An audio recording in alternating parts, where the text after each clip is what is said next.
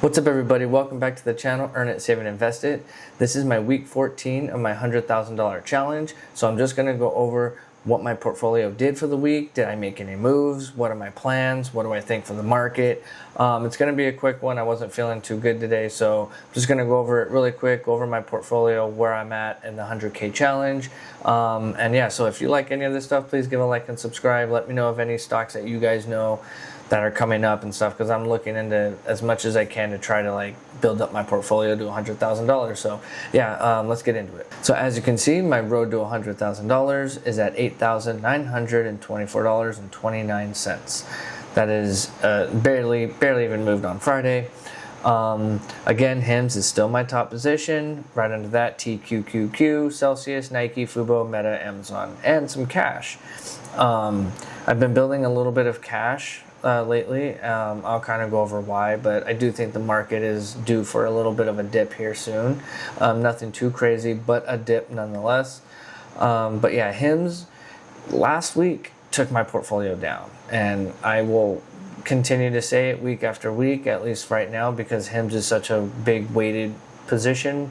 It's gonna be a momentum stuff. Like, it takes my portfolio with it, right? So where Hims goes, my portfolio might go as well. So but it was up 14% for the week, so that helped me out, right? And then the other big mover was Celsius, which went down 7%, but the week prior it was up pretty big as well. So again, that's what happens in stocks, right? You're going to have a good week and a bad week, maybe two bad weeks and one great week, or two great weeks and one horrible week. Who knows?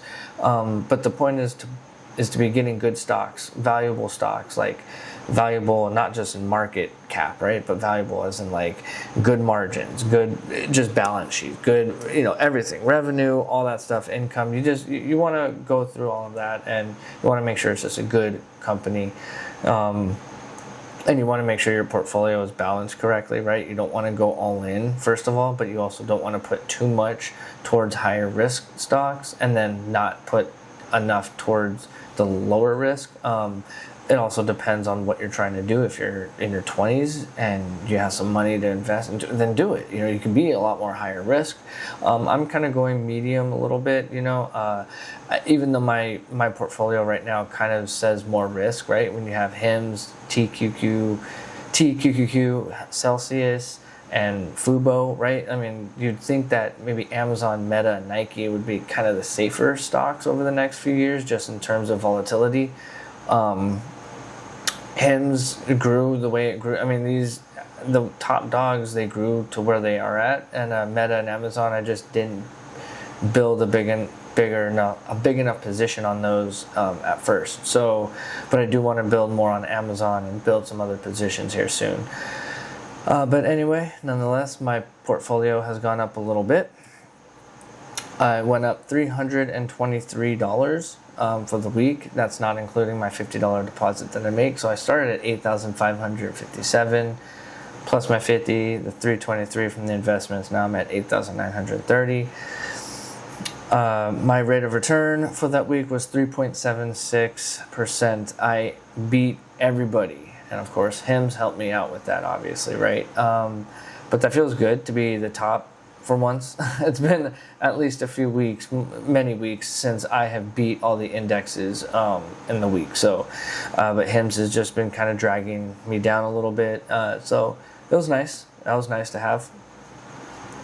Since I started this $100,000 challenge on June 2nd, I'm up $876, and that's not including my $700 deposits that I have made over the 14 weeks, right? Because I do $50 a week, so it's been $700. So I started at $7,354. Now again, I'm at just over $8,900. My rate of return it's in the middle of the pack, right? I'm right under the Russell 2000 and the NASDAQ, which is crazy that the Russell 2000 is running the way it is, which is nice because it hasn't run for a while, but gives me a little bit of concern that maybe something might happen. When the Russell's running this hot, something's got to cool down. Nothing crazy though, and I'll kind of go over that in a minute. like I said, I'm in the middle of the pack. I'm in third place, and then after me, it's the S&P and then the Dow. So I'm doing okay since I started this challenge. Not as good as I want, but I'm only June, so I'm only a few months in, right? I'm only 3 months in. So that's fine. That's fine. Things are going to happen over the course of many years. I didn't make any transactions. I didn't buy any stocks. I didn't sell any stocks. I'm looking to buy here soon, though. I am kind of stacking on my cash because, like I said, I do feel like there's going to be a slight correction or something going on here in the next few weeks to a month. So, and I just wanted to have a little bit of extra cash, to buy some stuff. Fubo. Sorry, man. I told you I wasn't feeling too good. I had food poisoning today, so. But I wanted to buy more on Fubo. And I slipped up trying to really be like, you know what, I'm going to build the cash a little bit. And I just didn't make more purchases, at least a few more, another 10 or 20 more pieces of more shares of Fubo, because now it's at the $4 mark. Again, I still think a correction is going to happen. I still think Fubo will hit between 320 and 370 before it booms up one more time. I think that's what's going to happen. One more dip, and then it won't trip anymore. That's what I think is going to happen. If it doesn't happen, then great. My position is going to grow. I still might buy it right now, but I wanted to buy it in the threes, and I kind of messed up last week, and I didn't do it. But nonetheless, I didn't do anything. I didn't buy anything, didn't sell anything. Week 14, my goal, again, this is a 20% compounded annual interest growth rate. That's how much I want to grow my portfolio. So if that's the case, at week 14, I should have $8,440, which I'm at $8,924. So I am beating it now. Again, I was starting to get really close. I was starting to go down every week. From week 9, I continued to go down. Every single week, I went down. So I had, I had 4 consecutive weeks just going down. And then I got a boost up, which felt really good, felt really nice. And again, I still have some cash. And even though the portfolio balance, the $8,900, does include the $350 I have in cash, if there is a dip in the market, or if I find an opportunity or something, then that $350 is going to grow. Right now, that $350 is not growing at all. So that's why I'm like, okay, I want to start doing something. One thing I have thought about doing is hedging, very, very small portion, because as my portfolio balance gets bigger and bigger, I'm going to need a hedge against the market a little bit more to protect it. Now, it's still a small portfolio, so I don't need to do much hedging, but I do want to start getting into the habit and practice of hedging. So I am considering a hedge. I just don't know exactly what it is. And if you don't know what a hedge is, it's like basically not going against the market, not shorting the market, but in a way going against what your portfolio is going for, right? You kind of put a little bit of money towards, right? Let's say you think, you have roulette. You're picking black or red, right? Well, you are into growth companies. You're growing, and you are, everything is based on growth and bull and going up, right? Well, just in case, have a little bit of insurance on the green, right? A little bit on the green and the red, obviously not really the red, but like the green in case it does hit the green, right? Just in case something does happen, right? Not even the red, right? You have black and red, but you also have those zeros, the 2 zeros, the 0 and the 00, which are green, and you want to protect yourself, right? Insurance, right? If you're playing blackjack, you see the A's, you want insurance, right? It's just in case something happens. We all drive cars. We all have insurance because in case something happens. That insurance, we don't use any of that money sometimes, and sometimes we do have to use it, so that's just what it is. So it's kind of insurance for my portfolio, and I'm going to look at a few ways on how I can do it. The stock market right now, I did mention that I do see it moving into neutral at some point, maybe bouncing around neutral and then going into fear. And that was, we were up, it was at like 55 to 60. As you can see, a week ago, we were in greed.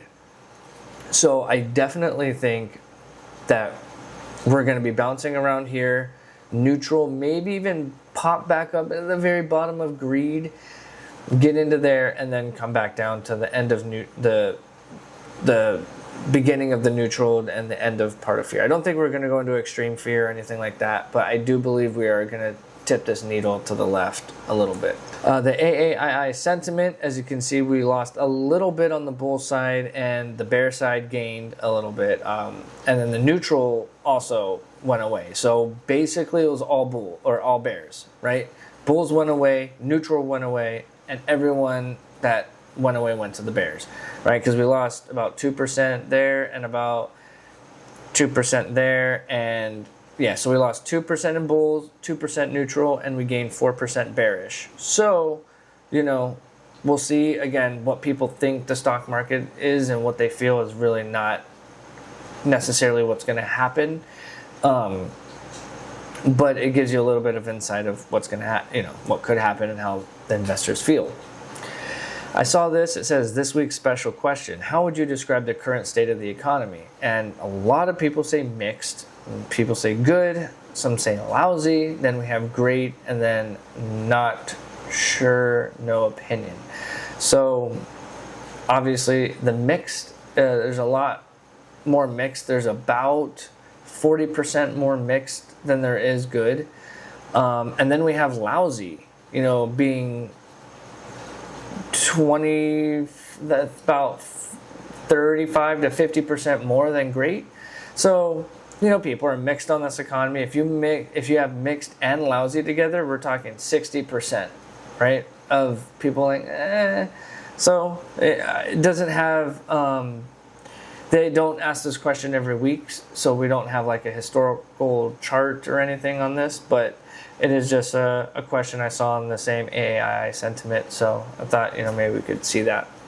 One of the last things I'm going to mention is that the next Federal Reserve meeting is scheduled September 16th to 17th, right? They're going to announce the interest rates. Now, basically the whole market is assuming we're cutting rates. We're going to cut rates by at least 0.25%, right? Now, what does Powell say in that meeting? Is he saying we're cutting rates, but we don't expect to cut rates unless we see more data? Or is he saying we have to cut rates and we're definitely gonna look as we're starting to see tariffs come in? We just don't know exactly what feel. Is he going to be hawkish or dovish, which is like, is he going to be towards, more like pro cut it, like he wants to cut the rates, or no, they're just going to kind of be very slow and be on standby. So we'll see. I think that's going to have a significant impact, and that's in 10 days from now. So, I think that's going to have a big impact. One thing I'm going to quickly go over is the QQQ and just the general market. The QQQ tracks the NASDAQ. Now, obviously, that is a little bit more volatile than S&P 500 or something like the Dow, right?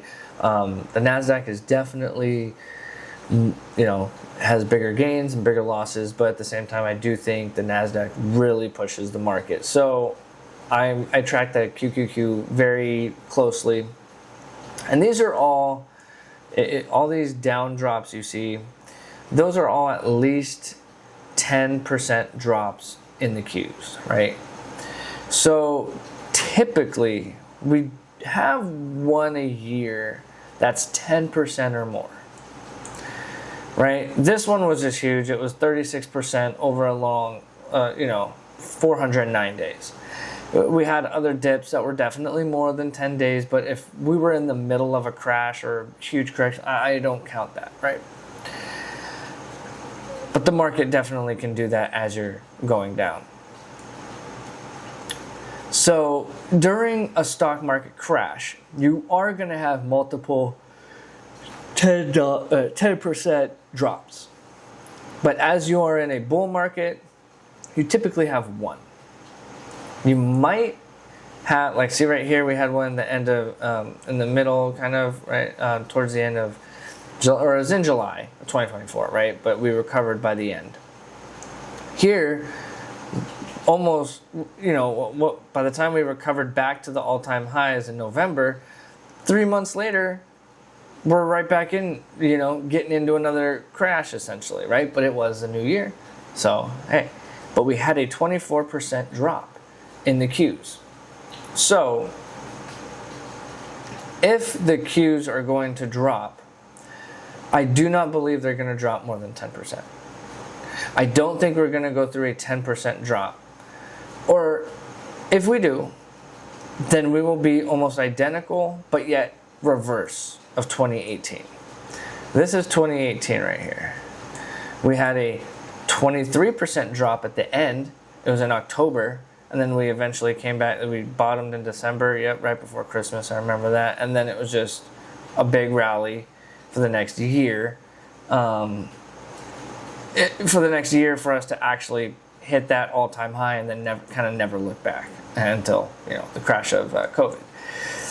But we had in 2018 February, right, or maybe January, right here at the end of January, early February, we started this crash that was 10%.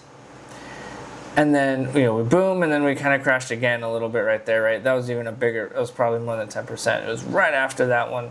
But eventually we came back, and it took 157 days to hit that high again, and kind of, in a way, again, never look back. I mean, it took 3 months, and then we crashed. But, again, 3 months? Okay, so we had a crash of 10%. We hit an all-time high. 3 months later, we crash again. Well, what if we do that same thing we did in 2018, we do it again? Well, here, February, right? Boom, we crashed 24%. This one took less time. We came back really quick, right? But then June, it'd be July, August, September. In 3 months, 3 to 4 months, do we have another correction? 2018 very light, because again that was Trump. The first time, his first presidency, first term, he didn't have the same power, didn't have the same knowledge and everything, and just of the administration. So it took him a little longer to get things done. This time around, he got right to it, knew what to do, had already people in line, things in place. So this time around, he's able to kind of do it a little bit quicker. So if we have the same type of feel of 2018, of his second year presidency, being his first year presidency here, I could see us dropping, about maybe 7 to 10%. And that is what I have marked here for September, is I see us going up to the middle of September. And it's funny how, right, I didn't mark this spot specifically for the Fed meeting, but I have it there. I just picked a spot where I thought, okay, I see us hitting this and then crashing. And it actually happens to be on the days that they are doing the meeting. And we could end up crashing 7% or so. And by sometime in November, the Qs could be at 540, in the 530s to 540s in November. I think that will be a great time to buy. Now, I'm not predicting a crash. I'm not saying any of that. I'm not trying to say, don't buy stocks now or anything. It's always good to buy weekly. Like I said, I've just been trying to build a little bit more of a cash position because I'm only doing $50 a week, right? $50 a week. And eventually I might want to deploy some cash, and not having that cash kind of would leave me strapped of like, well, if the market does correct in any way, or if I see a really good opportunity, just even in a good market, I won't have enough. I won't have cash, right? So because my weekly deposits are fairly small, $50. like I did say that if I see a significant crash happening, I could possibly deploy some of my, some more capital in there. But again, I still just want to keep it as much of the $50 a week, so that way, the challenge kind of stays consistent. I don't, it's based on a 20% per year, compounded annual growth rate. So, that's what I'm hoping to get. And I need to have some cash, though. I need to have some cash to be able to buy opportunities. And even though I do like building on positions like Fubo and Amazon Weekly, I still want to have a little bit of cash ready. And like I said, I'm thinking about hedging. So I just need cash. So I haven't been buying. I've kind of been looking at the market. It's been kind of hot. Obviously, we see this little bit of volatility. We kind of staved off since, July? We haven't really gone anywhere. The end of July. So basically August, right? August didn't do anything. August went up, and then it went down, and went up, blah, blah, blah, blah, and then it didn't really do anything. September, I can see us kind of building up to that meeting, and then having the market say, hey, it's already priced in. The interest rate cut is already priced in, and maybe they give reasons for us to be worrisome. Like the market is emotional. The market's emotional. And if Wall Street feels scared for any reason or just wants it to go down, they'll make it go down. If the market just gets a little too hot, something has to happen. It doesn't mean a significant crash, but there has to be a correction, at least a 3, 5 to 10% correction at some point. Like I said, we usually only have one a year, somewhere around there, of a 10% or more correction. But we do have these little mini drops here and there, but a 10% correction I do believe is in the books or in the realm of possibilities for the remaining of this year. Especially because Trump's first presidency had that 2018 double dip kind of a, feel. I think we could reverse it, right? The first time in 2018, it was a 10%, then a 23%. Well, I think this time we did the 24% first. Now we might have a 10% drop because in 2018, it was about the Fed funds rate, and it was about tariffs. It was all the same stuff. So, yeah, that's just what I think about. That's going to happen in the market. That's where I'm at, my $100,000 challenge. If you're still watching, I really appreciate it. Thank you so much. Please give a like and subscribe. It does so much for this channel. I swear, I'm trying to upload as much as I can. I have a busy life, 2 kids, full-time job, and I do side gigs as well, and then doing all this research. And it's a lot of work. But yeah, thank you for watching. And then I tell my kids all the time, don't be scared, just be prepared. So because I am thinking that this market is going to have a little bit of a correction, I'd say just prepare yourself. Doesn't mean hoard a bunch of cash. Doesn't mean sell positions. It doesn't mean any of that. But just be prepared. Say, hey, if this stock goes down, I think I'm going to deploy a little bit more capital into this one. So yeah. Thank you for watching, and never forget to earn it, save it, invest it, buy low, sell high. I want assets, not liabilities, and you can count on compounded interest.